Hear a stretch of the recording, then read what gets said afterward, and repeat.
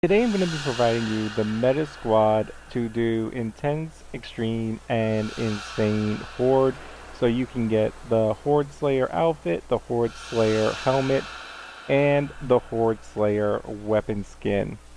So the meta team is 2 technicians, and I'm going to be providing you the perks in 1 second.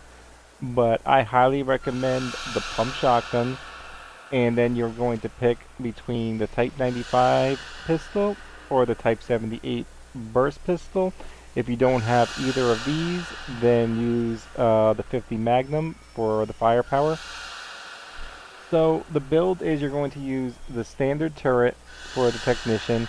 You're going to put all the damage perks that you can, all of them. You're going to use resonating impact, so your turret knocks stuff down. This is definitely a necessity for the insane. Occasionally it will knock down the spitters. You're going to have to dump so many bullets into the spitters. You need to be able to have them knocked down.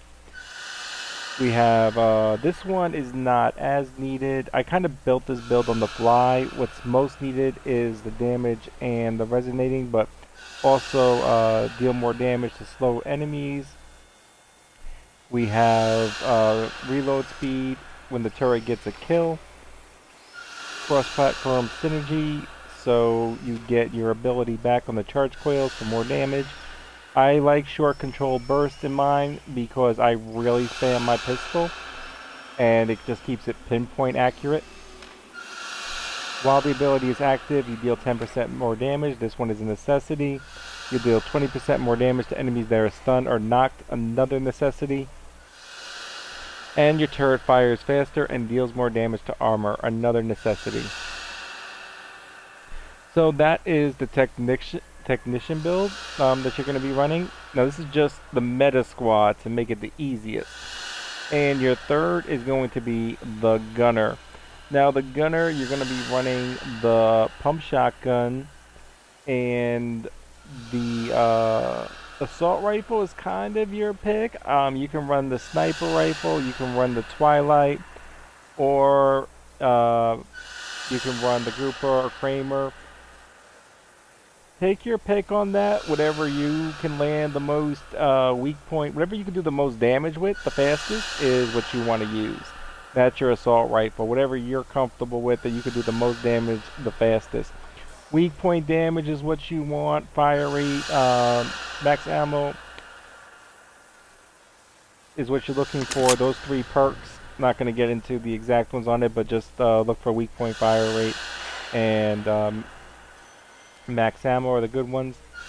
So for the gunner, this isn't the actual build for it, but I'm just going to give you what you want for it. You want a lot of cooldown. Cooldown on your frag, damage on your frag, cooldown on your overclock, damage on your overclock. Cooldown on your overclock, sorry. Duration on your overclock as well.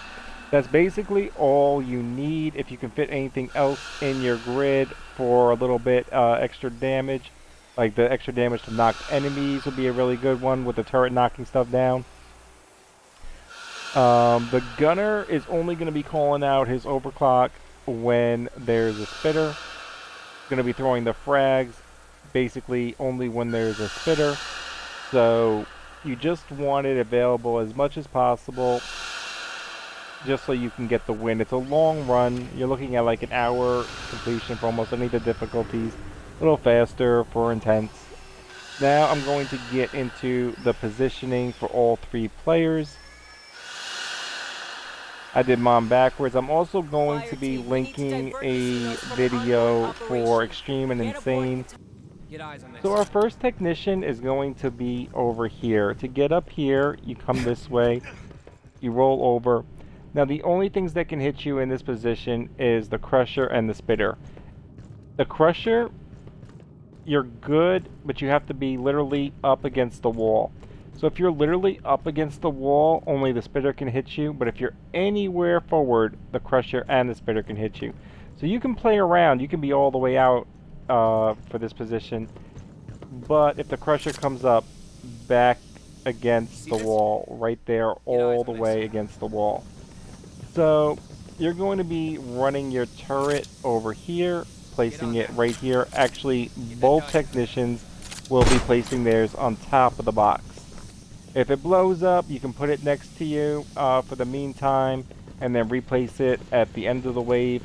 But whenever possible, that's the position for the turret. So the next position that we have is for the other tac and the gunner.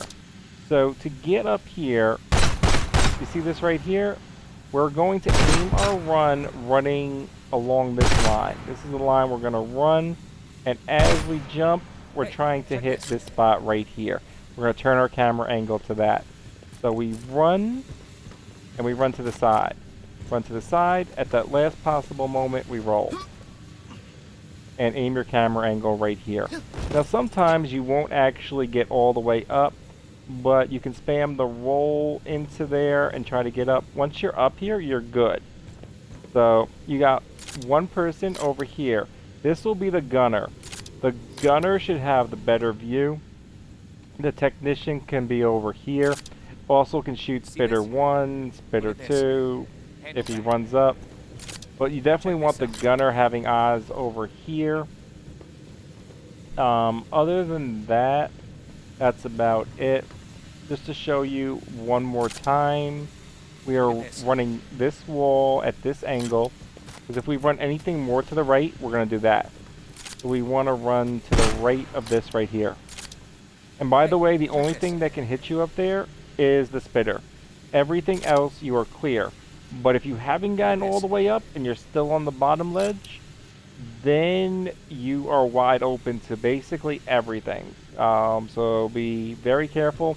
If you're trying to get up as the wave is starting or during the wave and you don't get up to the top part, be advised you can get hit. So if you're on insane, get the fuck out of there and go double up the box stand. Okay, so I'm going to show you that one more time, but I'm going to show you this real quick while I'm on topic before I forget.